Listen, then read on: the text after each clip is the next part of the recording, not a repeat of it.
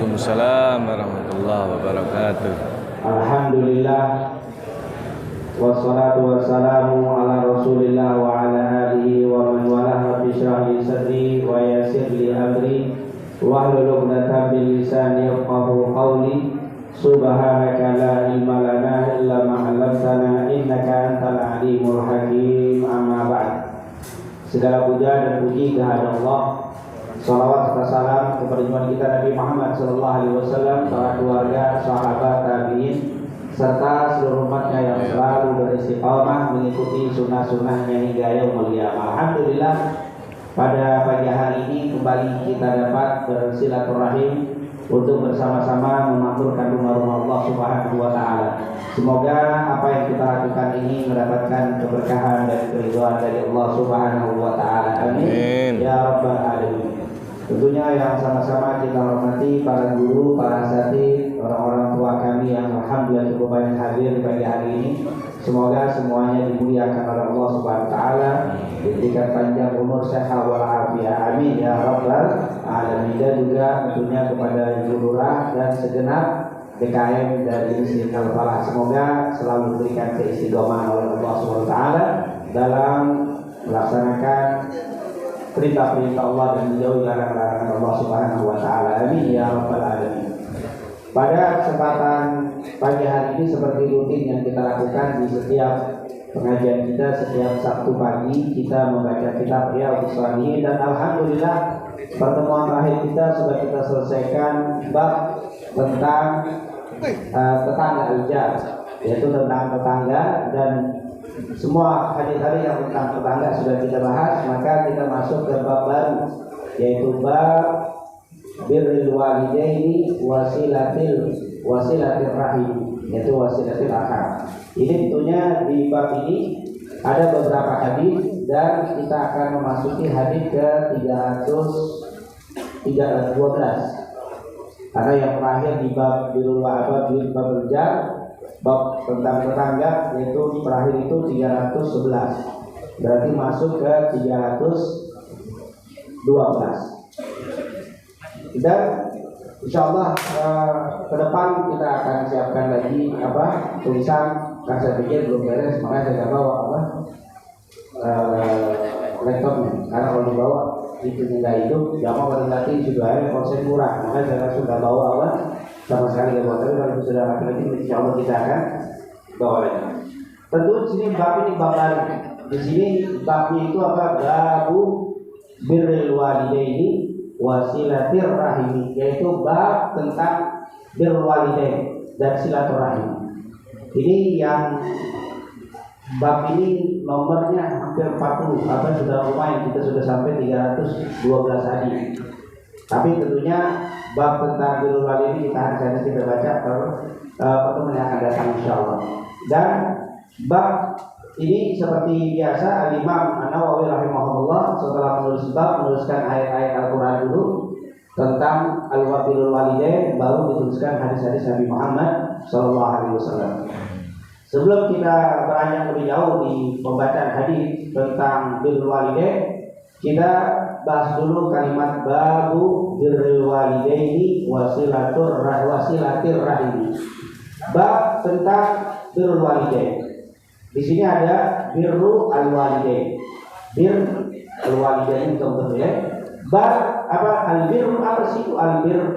Al-bir ini kalau bahasa gampang itu kebaikan. Kalau di dalam istilah para ulama ahli lugah at-tawassu fil khair.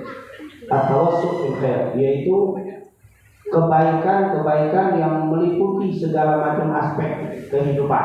Itu namanya al-bir. Jadi kebaikan apa saja itu namanya albir. Albir itu bukan hanya sholat, puasa, bukan. Albir itu membantu orang, menolong orang, ngasih makan orang, semua. Albir itu at-tawassu fil khair, yaitu meluaskan kebaikan. Artinya segala kebaikan disebut albir. Segala kebaikan itu disebut albir. Mungkin kita bisa baca di dalam definisi istilah albir itu, kalau kita bisa baca surat Al-Baqarah 107.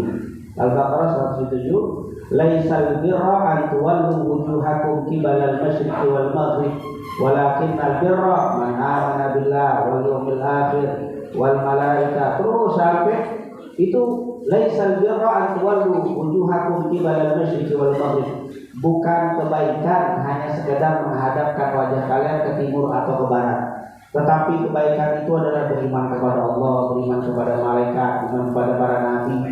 Terus sampai akhirnya dan juga memenuhi janji, kemudian sabar dan seterusnya. Itu Al-Baqarah 177.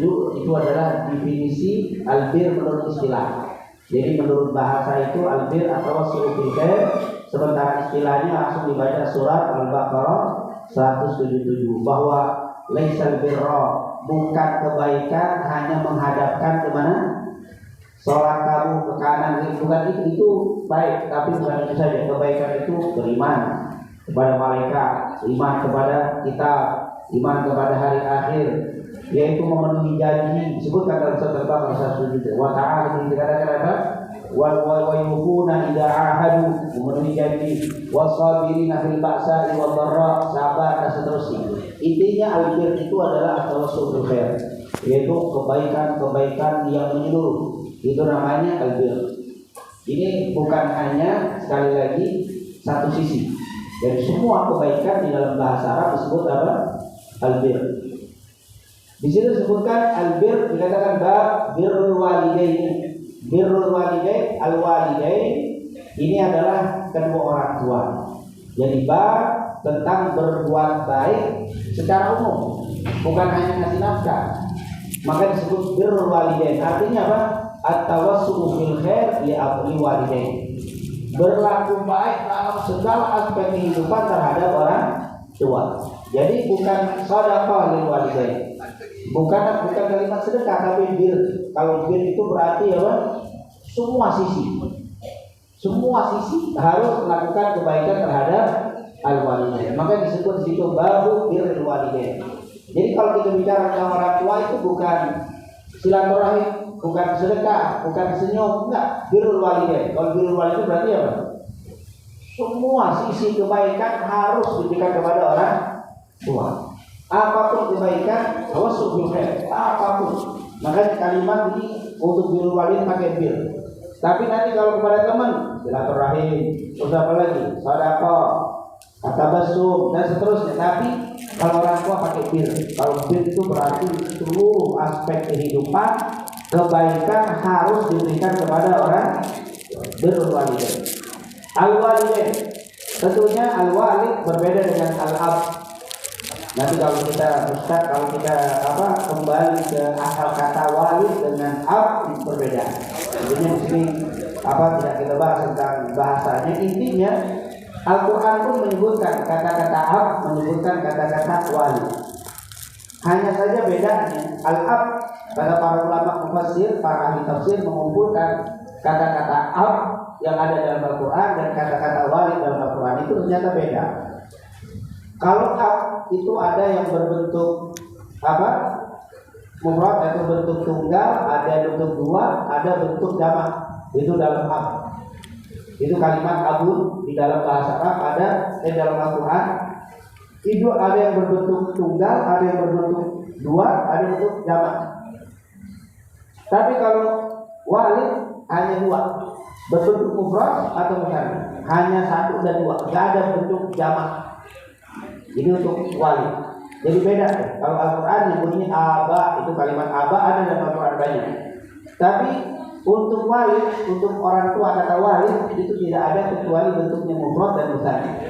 Sementara dalam bahasa Arab Al-Quran menyebutkan mufrad, musanna, jamak. Jadi beda berarti. Berarti ab itu lebih luas, sementara walid itu lebih khusus.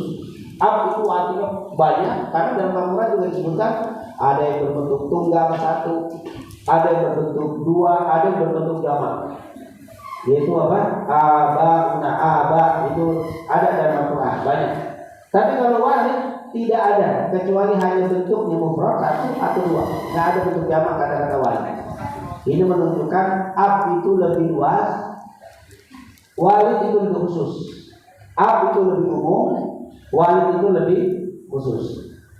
Apa sih perbedaan antara ab dan walid?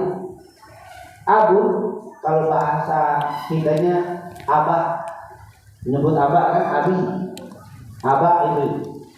Kalau dalam bahasa Arabnya aslinya abun, aslinya abun, jadi abun, aslinya dalam bahasa itu abun. Cuma kan susah manggil apa? Abun, makanya disebutnya jadi apa? Abun, aslinya abun. Kalau walad atau walid al-walid, jadi aslinya walidun, aslinya walidun, cuma jadi walid. Itu kita tidak usah bicara tentang asal kakaknya.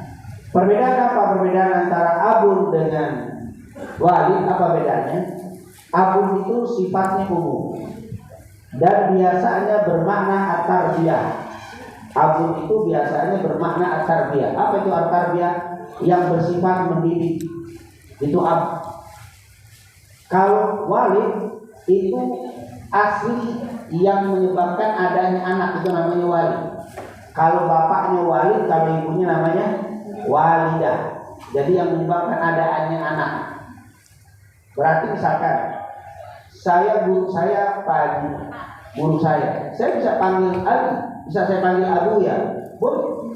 Karena ini sifatnya mendidik, nggak mesti bapak saya asli. Ini yang mendidik saya.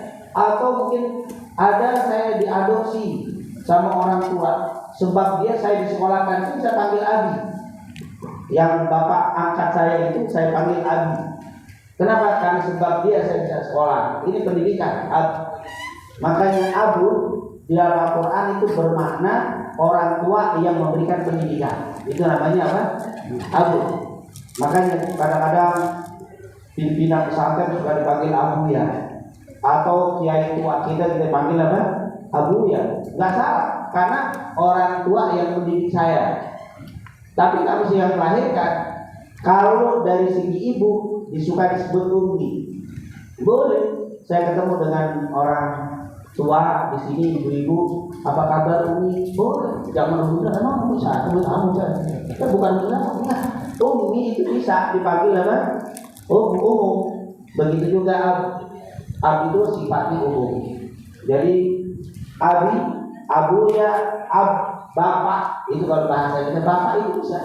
Bapak itu artinya orang tua, terutama yang memberikan pendidikan, memberikan apa? Tarbiyah kepada kita, itu namanya ab. Tapi kalau wali itu orang yang menyebabkan adanya kita, namanya wali. Kalau ibu namanya walidah. Kalau bahasa sininya gampang ayah. Kalau umum bapak, bapak lurah, bapak RT, walaupun bukan bapak kita, itu namanya. Tapi kalau ayah itu wali, itu orang yang melahirkan, walidah, orang yang menyebabkan kitanya ada, itu namanya apa? Wali. Makanya kita kalau berdoa, Rabbighfirli, wali yang melahirkan saya, ya Allah, kasih sayang ibu, bapak kandung saya, pakai kandung gitu ya, bapak ibu kandung wali. Rasul pernah mengatakan, la yu'minu ahadukum hatta akuna ahabba ilaihi min walidihi wa waladihi wan nasi ajmain. Tidak beriman kalian sampai kalian mencintai aku melebihi cinta kalian kepada wali. Kepada siapa? Ayah kandung dan ibu kandung Anda, bukan bapak-bapak umum.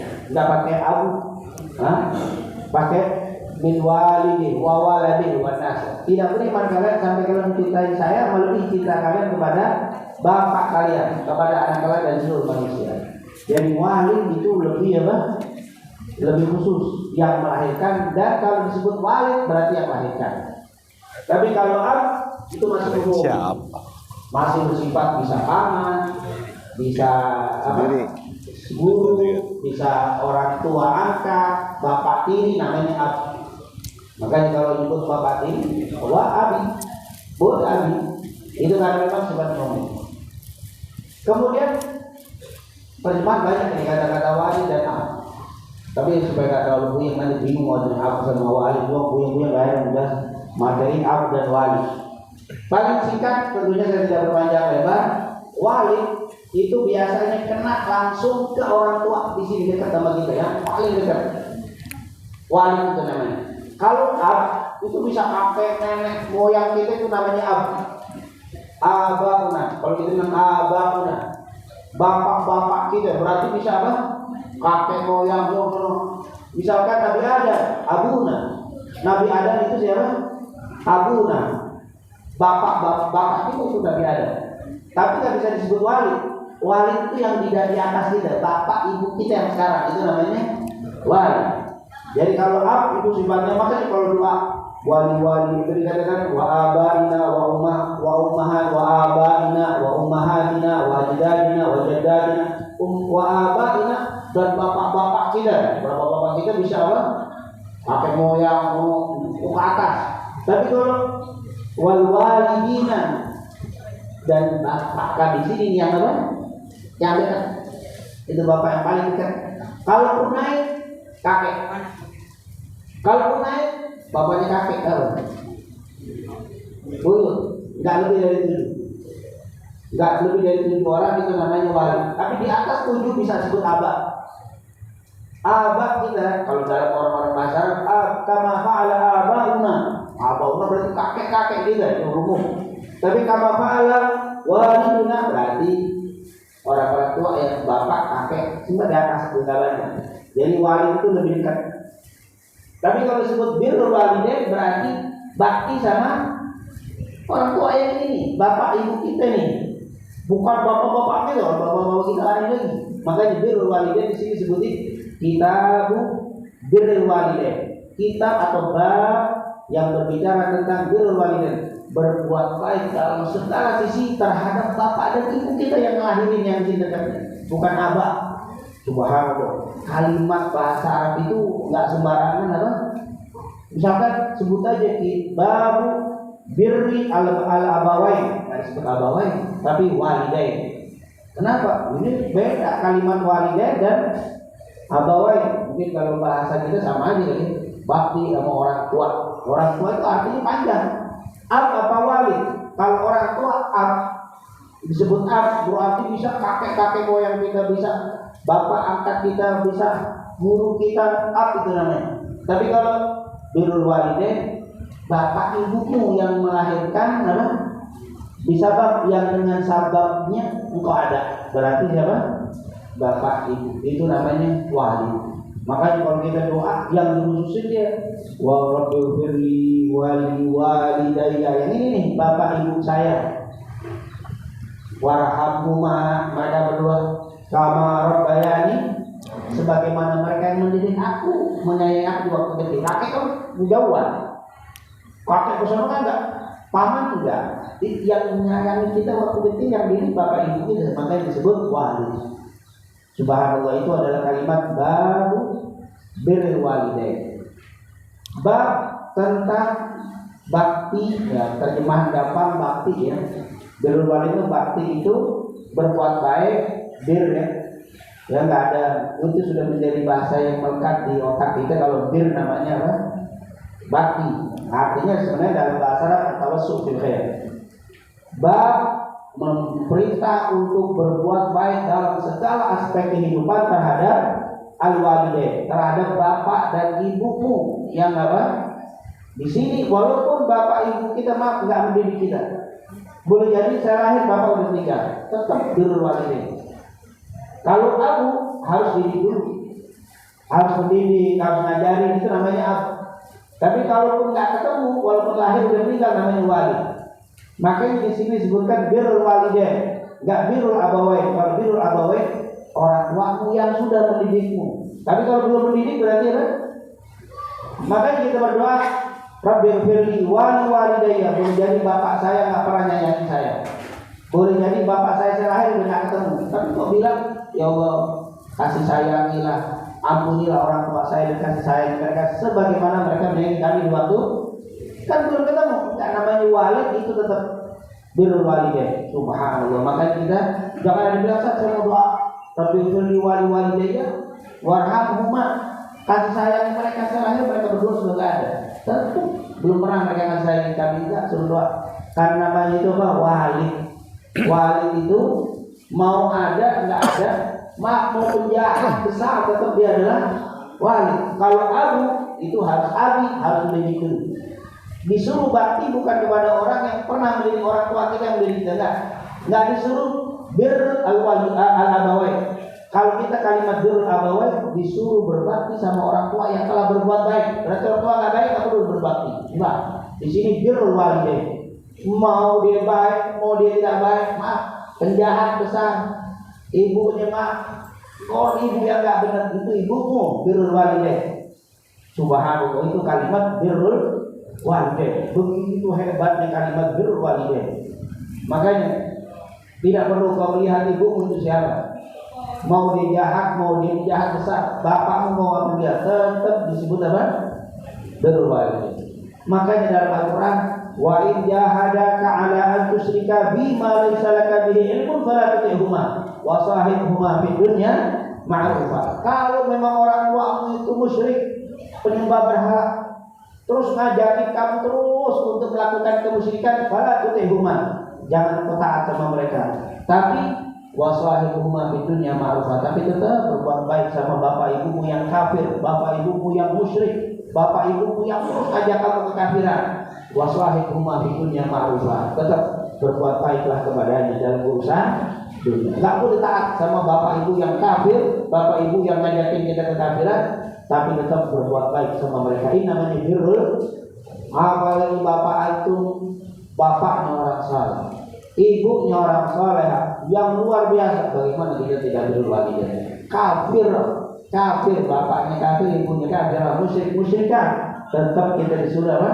Wasahibuhuma fid dunya ma'rufa. Jadi jangan ada yang nanya lagi, Ustaz, apakah pantas saya doain wali-walidayya warhamhuma kama rabbayani, padahal saya dari kecil disiksa terus sama orang tua saya. Tetap walaupun nyiksa kamu dari kecil sampai gede, tetap warhamhuma kama rabbayani. Ini birrul walidain namanya. Karena kenapa? Ulama melihat sebab dia kok ada itu, keberadaan itu melebihi dari semuanya.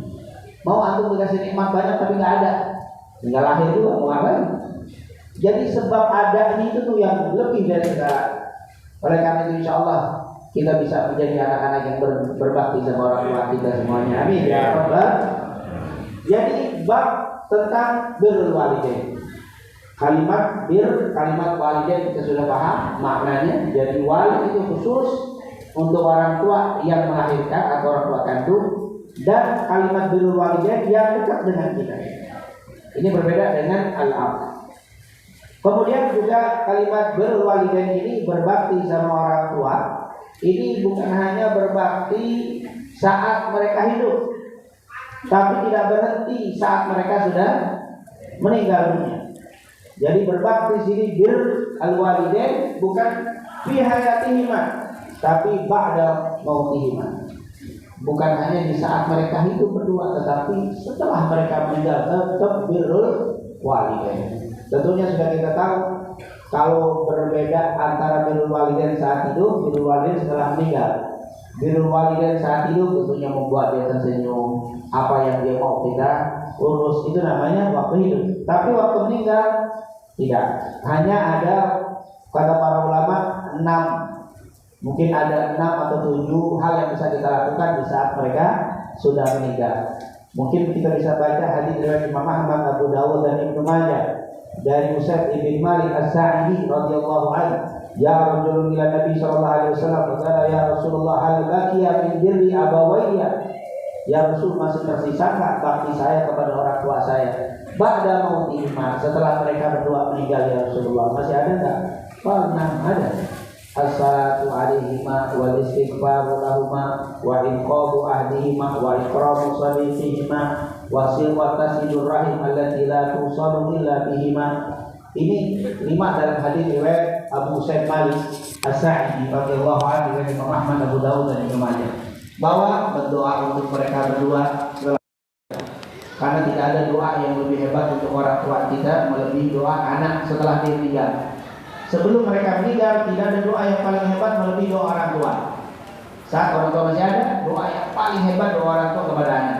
Tapi setelah orang tua meninggal tidak ada doa yang lebih hebat daripada doa anak untuk orang tua. Kembalikan.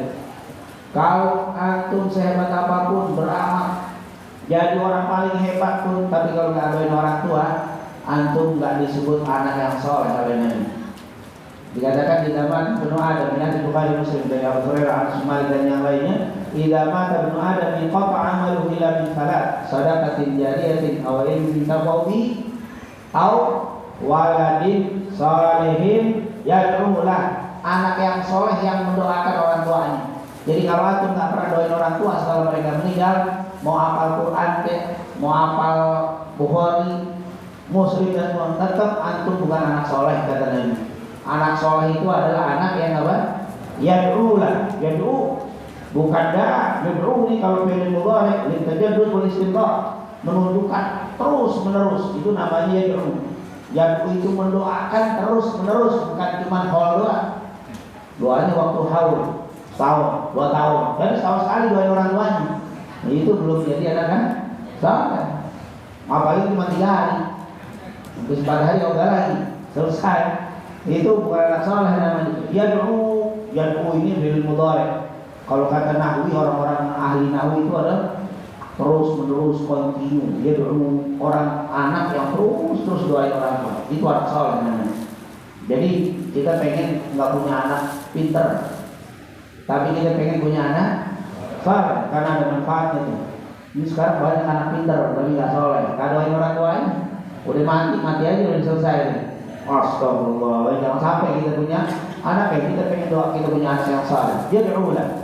Itu adalah dia berulah. Itu istighfar lahum, mintakan ampun untuk orang tua. Inqam ahdihima, kalau memang ada janji-janji keinginan orang tua dipenuhi, itu bakti orang tua setelah meninggal.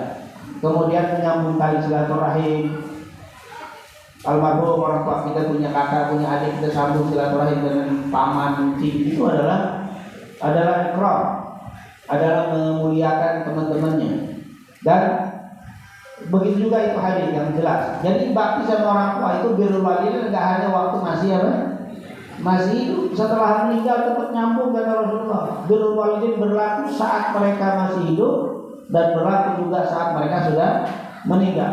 Kemudian juga memenuhi hutang-hutangnya, itu birrul walidain. Jadi hutang ini ada 2 nanti, bukan hanya hutang kepada makhluk, hutang juga kepada Allah. Hutang kan suka itu kalau meninggal, bagi jamaah yang ada hubungan kaitan hutang piutang harap hubungi sama siapa? Ya, bukan kepada yang ngumumin, yang ngumumin karena bukan keluarganya. Temui keluarga dengan bukti dan seterusnya. Iya, itu harus dipenuhi. Tapi juga jangan lupa hutang sama Allah, puasa dan qada apa tidak dan seterusnya, itu harus dipenuhi. Kalau utang, kata Rasul, utang sama manusia harus dipenuhi, apalagi utang sama Allah. Ini harus diperhatikan, jangan cuma utang dunia, tapi utang urusan dengan Allah. Ini harus apa? Dengan utang ini bisa utang benar-benar utang dengan Allah. Ninggalkan apa? Qada puasa Ramadan pada hari saat itu, atau dia qada, ibu kita punya utang seminggu sampai sekarang belum dibayar, tiba-tiba meninggal, berarti kan sudah punya apa? Utang yang harus dibayar, itu harus dipenuhi. Atau utang yang tidak dilakukan tapi dia berjanji, saya bernazar kalau tanah laku saya umrohin sebulan. Tanah laku akan diumrohin, meninggal antum punya umrohin itu utang ini dia tuh kepada Allah nanti harus dibayari. Nah itu utang-utangnya begitu banyak. Jadi birrul walidain. Jadi birrul walidain nggak sederhana di waktu hidup saja. Bahkan kata ulama, birrul walidain setelah meninggalnya orang tua lebih ikhlas dibanding birrul walidain saat hidup. Karena anak kalau birrul walidain kepada orang tua masih hidup boleh jadi nurut sama bapaknya dan dibeli motor. Tom ini biar ada maunya. Tapi kalau sudah meninggal, ikhlasnya kelihatan tuh. Karena dia doain nggak diomelin, nggak didoain nggak diomelin. Saat dia doa berarti ikhlas murni cintanya orang tua setelah meninggal. Justru birrul walidain terlihat setelah meninggal, mukhlisnya baru kelihatan. Karena masih hidup mungkin ada yang pengen ini, masih ada jujur kan begitu anak kadang-kadang. Ada maunya aja nurut banget. Ada nurut, kalau ada maunya susah banget. Berarti memang nggak begitu ikhlas. Tapi kalau sudah meninggal, baru kelihatan tuh anak ikhlasnya. Waktu hidup bapaknya di mana tahun ini, anaknya di negara, dia minggu datang. Kalau ada niatnya, bahkan seminggu sekali, seminggu 2 kali, 3 kali, ada niatnya, pengen dibeli rumah. Ada kan datang dulu, itu kan bapak biar dikasih. Dia berdua kan tuh silaturahim. Emang waktu hidup tapi waktu meninggal lebih ikhlas lagi. Didatangi apa nggak kuburannya? Ada mau nggak ketahuan gitu. Tapi kalau dia tetap datang nih di seminggu sekali datang ke kuburannya doain, kelihatan tuh mukhlisnya. Karena dia nggak datang juga bapak itu kagak komen. Orang udah meninggal, tapi dia datang karena Allah didoain. Wah luar biasa. Jangan sampai waktu hidup datang mulu, udah meninggal kagak datang setahun sekali. Mau Ramadan baru datang. Datang orang tua setahun sekali mau nonton tua, enggak sampai meninggal. Jadi kau pisahkan antara meninggal dan hidup. Rasul nggak pernah membedakan meninggal dan hidup. Sama birrul walidain tetap sama, nggak ada perubahan. Bahkan kata Imam Ibnu Qayyim, saat kau datang ke kuburan orang tua tanpa doa, datang aja dulu ke kuburannya, bisa nasubih. Orang tuanya merasa tenang, ya Allah, kalau anak saya datang, walaupun nggak doa, datangnya di Yustanas. Kalau kita lagi duduk, nggak ada teman datang, udah lama, kagak mau datang, mau ya Allah gila. Dia kagak doa, kagak bawa makanan, duduk aja. Ada teman tidur lama, nggak dikunjungin orang di rumah dia, datang lah. Orang teman-teman datang gila.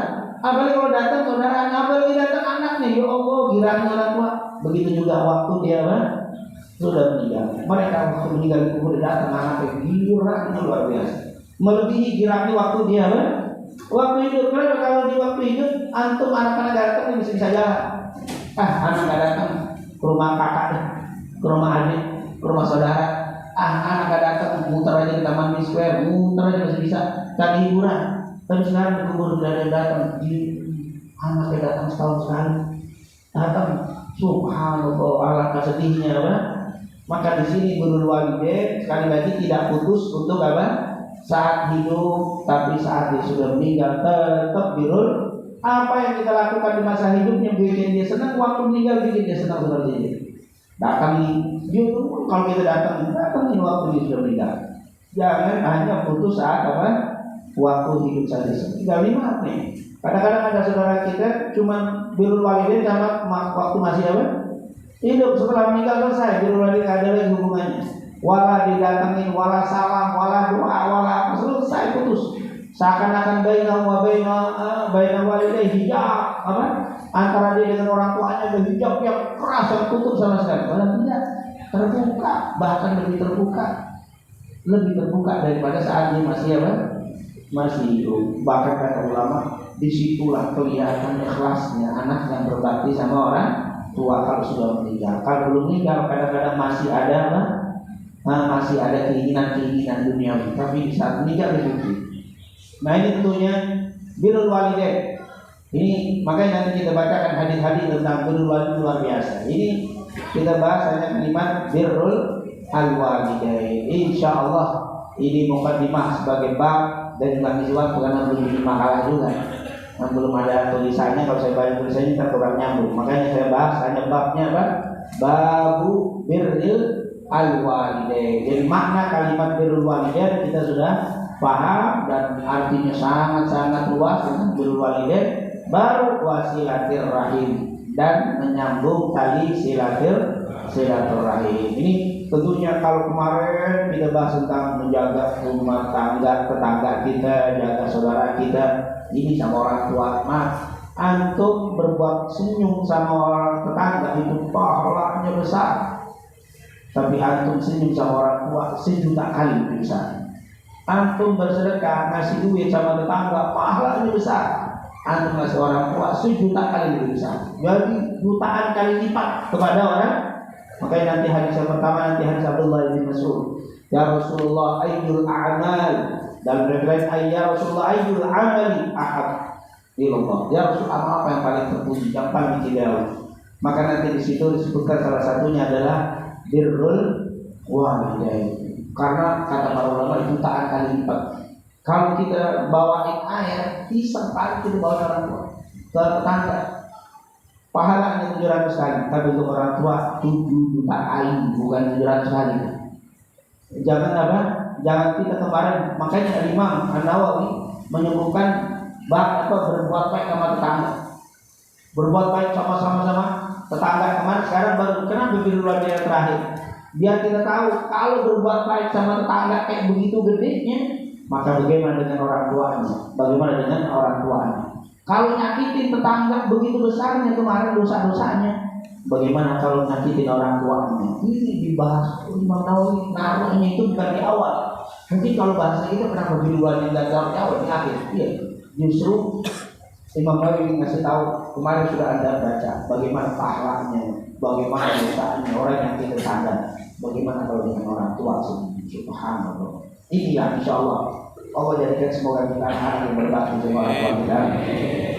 Semoga kita dijadikan anak yang berbakti kepada orang tua kita dan anak-anak kita berbakti dengan kita semuanya. Amin ya rabbal alamin. Mungkin itu yang saya bahas dari bab dari kalimat birrul walidain. Insyaallah pada pertemuan akan datang boleh masuk ke dalam bacaan ayat-ayat dan hadis.